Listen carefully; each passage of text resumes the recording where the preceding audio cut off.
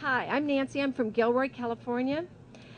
As far back as I can remember, I have always had a very low self-esteem. After several failed relationships that left me feeling less than desirable and not worthy of fighting for, I started to date a friend of mine who wanted to be more than friends. And who says you can't get pregnant the first time? This was nearly 40 years ago. As there was no crisis pregnancy center to go to, I went to the only place that was available, which was Planned Parenthood. After performing a pregnancy test, the counselor stated it was positive and asked if I was happy about it. Of course I wasn't happy about it. I felt very much alone, as my boyfriend at the time had deserted me after finding out the possibility of my being pregnant. I couldn't turn to my parents for fear of shame and disappointment. I felt like there was no one to turn to for help and guidance. A piece of paper was then handed to me with an abortion appointment on it. My friends at the time encouraged me to go through with the abortion because, after all, it was legal at the time. That was when I made the worst choice of my life, a choice I've regretted ever since, and one that I can't undo. The day of the procedure, I found myself sitting in a waiting room, feeling scared and very much alone. I don't remember too much about the procedure, but what I do remember is immediately afterwards feeling kind of numb and really feeling a sense of relief, but that sense of relief only lasted a short time. For years, I would stuff the feelings of guilt and shame, especially when I sat in church and hear anything about abortion. I felt like crawling underneath the pew.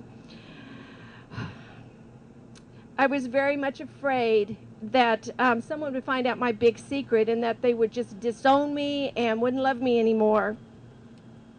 I did try to get on with my life as society told me to do. My life at the time was filled with destructive relationships and no relationship with the Lord. But, you know, God is really good. He did provide me with a wonderful husband and 3 beautiful children. My husband was the only one I told my big secret to, and he was so gracious to not tell it to anybody. We just kept it between ourselves. My husband and I have experienced a miscarriage, which I believe could be the result of my abortion. At the time of my miscarriage, I thought that God was punishing me for my choice of abortion. Over time, God has brought a lot of people into my life that have helped me start the recovery and healing process. I had to ask for God's forgiveness and actually accept His forgiveness. The hardest thing I had to do was forgive myself. I learned to forgive others I held responsible for part of my abortion experience. I learned that it was all right to grieve my child. Also, during this time, God brought to my mind that my baby was a little boy, and I even named him. His name is Kevin. God has taken me through many years of healing. He has forgiven me and has even turned the worst choice of my life into something for good. God has provided me the opportunity to work for Informed Choices at Crisis Pregnancy Center as their nurse manager, and also the Silent No More awareness campaign.